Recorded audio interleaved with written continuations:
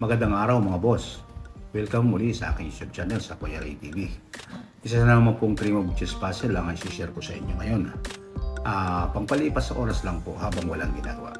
Sa unang tingin po ng puzzle ay mahirap pero ang dali lang pala ng kasagutan. Samahan nyo akong laruin ang puzzle na to at ituturo ko rin sa inyo kung ano ang sikretong move para matalo ang block.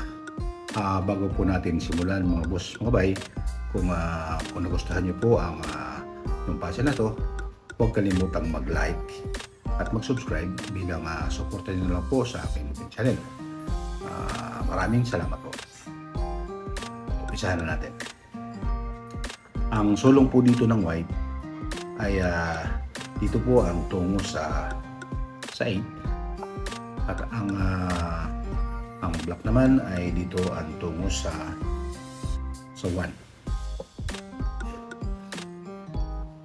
Nasa black position po tayo. So dito po ang tungo po uli ng black. Kung tingnan nyo po ang pormada ng itim, wala na pong ikikilos dito ang black king. Pero kung magkamali dito ang move ng white, hindi talaga ito kayang matihin.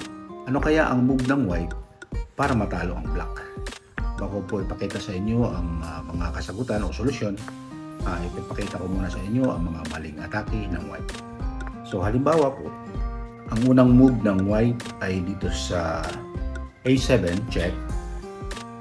So yan po ay may tatakbuhan pang ang black. Pwede nilang kainin ang pawn sa B7. So ano ngayon ang kapang second move ng white? So pagka siya ay nag-check dito, so pwede lang siyang kainin. So pwede siya kainin ng black. So ano ngayon ang pang third move? So wala na. So kakainin man yan, kakainin din ito. So wala. Hindi ko mamamati yun. So halimbawa naman kung ang move dito ng white ay dito siya check, walang check. So pwede lang uling move dito ng black. Ano ngayon ang kanya pang second move uli? So wala siyang pang second move. So dito, so kainin lang yan. So, third move, check. So kainin lang uli. So wala. So mali pa rin ang move ng white. So halimbawa naman, kung ang i-move niya uli ay kakainin to, so pwede lang siyang kainin uli ng king. Ano ngayon ang kanyang pang second move? Pag dito siya nag-move sa A7, pwede din kainin din yung pawn. So, wala na siyang pang third move. So dito nag-check siya dito, kakainin lang ang pawn. Third move na yun. So, walang mate. Natin.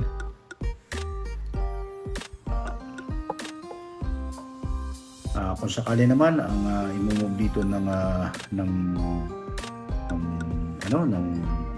white ay kainin itong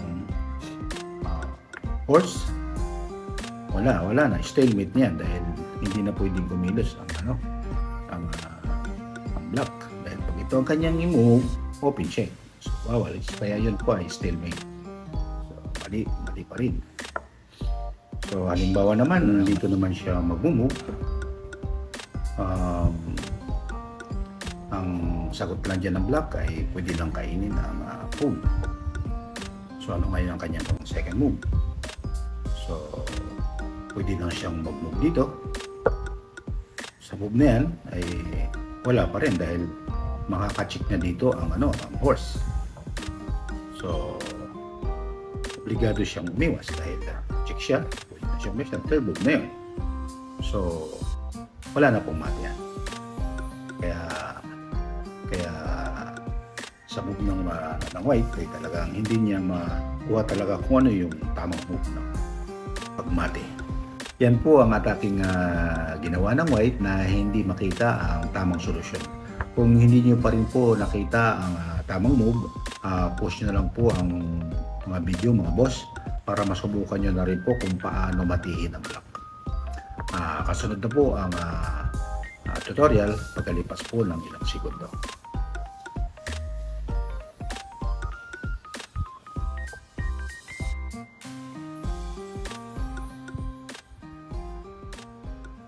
Ito na po ang kasagutan o solusyon sa 3-move chess puzzle na to. First move, ang king ay nag h1 lang. So yun po ang first move. So kailangang matandaan nyo para kung ano yung susunod na move ng black ay alam na ng white kung ano yung kanyang pang second move at third move. So, ito ay hindi pwedeng kumilos dahil open check.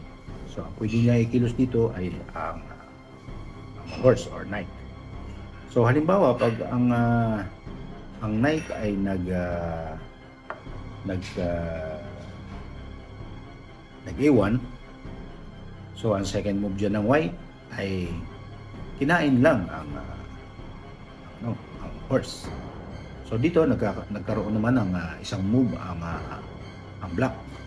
So ito lang po sa E6 or E7. So ang third move ng white ay dito lang sa G3. Bumalik lang. Checkmate po yan. Dahil hindi siya pwede dito dahil sakop yun ng horse. So yan po ay mate. Balikin natin.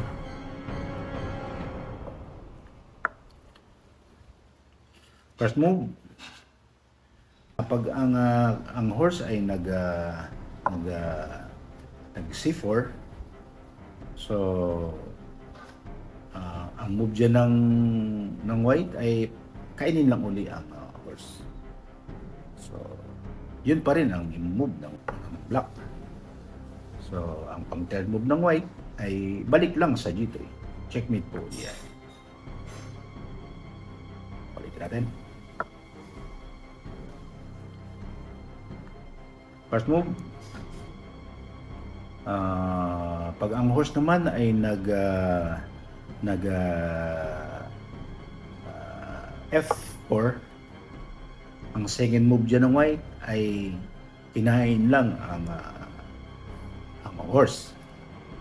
So ito pa rin ang move ng black. So ang third move ng white ay F5 lang ang pawn. So mati pa rin po yan dahil check dito pwede. So yan po ay mati. So dito tayo sa last solution. First move, pag ang horse ay kinain ang pawn sa E3, so ang second move ng white ay dito lang sa F2, tinapatan lang po ang horse. So ngayon dito ang itutulak dito ng black ay dalawa. So pwede niyang itira uli ang pawn. Pagka ang pawn ay nag C6, balik lang uli ang bishop sa G3. Checkmate po ulit. So hindi po siya pwedeng harang dahil nasa green ang horse. So, sa white yung patak niya, hindi siya pwedeng humarang. So yan po ay mate. Pagka ulit-ulit, first move, so kinain ng horse. Second move ng white sa F2. So dito ang lahat ng i-move dito ng horse ay dito sa white square. So lahat ng white na yan yung kanyang i-move. So mati pa rin siya dyan dahil pagka nag-move siya dyan dito man sa ibang move, dito ang pang third move ng white dito lang sa A7. yan po ay suportado ng horse. Kaya yan po ay mali.